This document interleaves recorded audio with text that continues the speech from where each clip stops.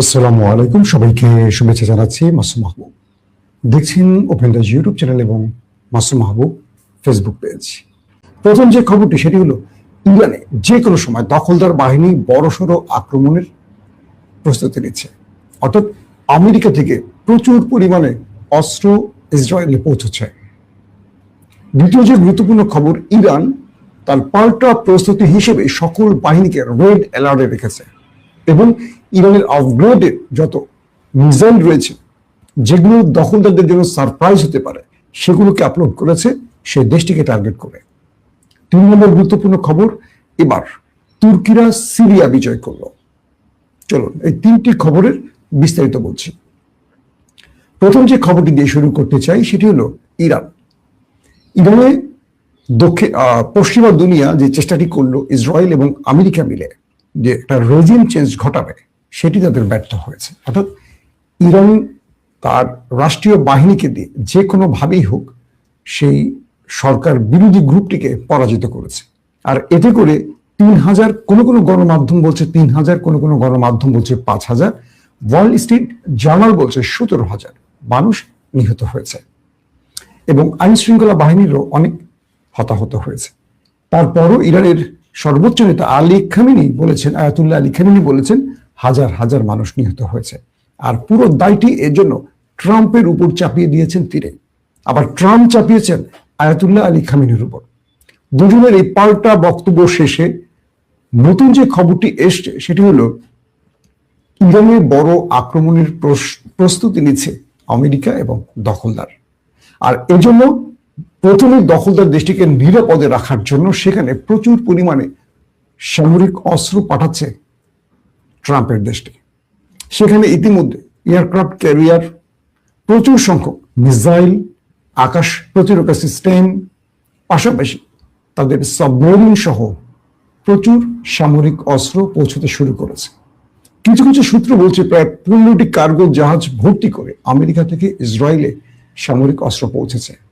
আমরা জানি লাস্ট 12 দিনের যুদ্ধে এই দেশ দুটি যে ক্ষয়ক্ষতি হয়েছে, প্রথমে ইরানকে ক্ষয়ক্ষতির বড় রকম পর্যায়ে মনে হলেও শেষে ইরান দখলদারদের 12টা বাজিয়ে ছেড়েছিল।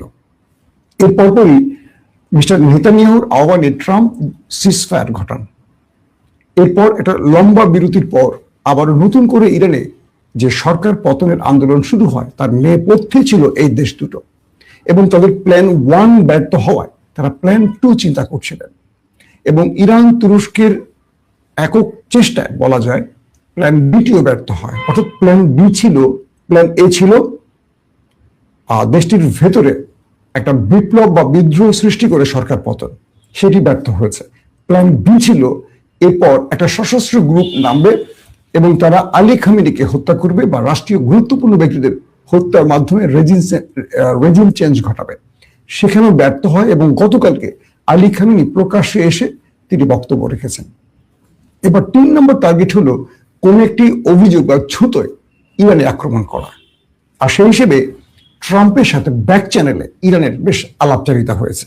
ট্রাম্প তাদেরকে অনুরোধ করেছিলেন 8,000-এর মতো সরকার বিরোধী আন্দোলনে যারা গ্রেফতার হয়েছে তাদের জন্য ফাঁসি না হয় এবং ইরানের সাথে ট্রাম্পের পর্দার অন্তরালে এই চুক্তিটি হয়েছে যে তাদের ফাঁসি দেওয়া হবে না। এরপর ট্রাম্প একটি টুইট করে ইরানে আক্রমণের থেকে ফিরে আসছেন এমনটি ইঙ্গিত দিলেও নতুন করে আবারও ট্রাম্প নেতানিয়াহুর মধ্যে বৈঠক হয়।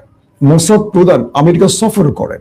এরপরে শোনা যাচ্ছে আমেরিকা থেকে সাবমেরিন, তারপর সেখানে ওয়ারশিপ, তারপর মিসাইল এবং আরো বিভিন্ন অস্ত্র বা আয়রন ডোমের বিকল্প প্যাট্রিয়ট বা থার্ড যে আকাশ প্রতিরক্ষা সিস্টেমগুলো আছে সেগুলো এখন দখলদার দেশটিতে পৌঁছানো হয়েছে।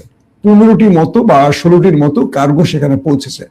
প্রশ্ন উঠতে পারে আমেরিকা কেন সেখানে এত অস্ত্র পাঠাচ্ছে বা কেন দখলদার দেশটিকে চারদিক থেকে নিরাপত্তা দেওয়ার জন্য এই ব্যবস্থা গ্রহণ করছে।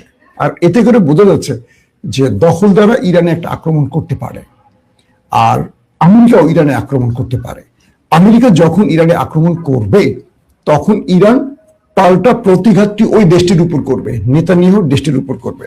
তাই সেই দেশটিকে আগে নিরাপত্তা দেওয়ার জন্য আমেরিকা নিজেই অস্ত্রগুলো পাঠিয়ে সে দেশটাকে নিরাপদ রাখার চেষ্টা করছে।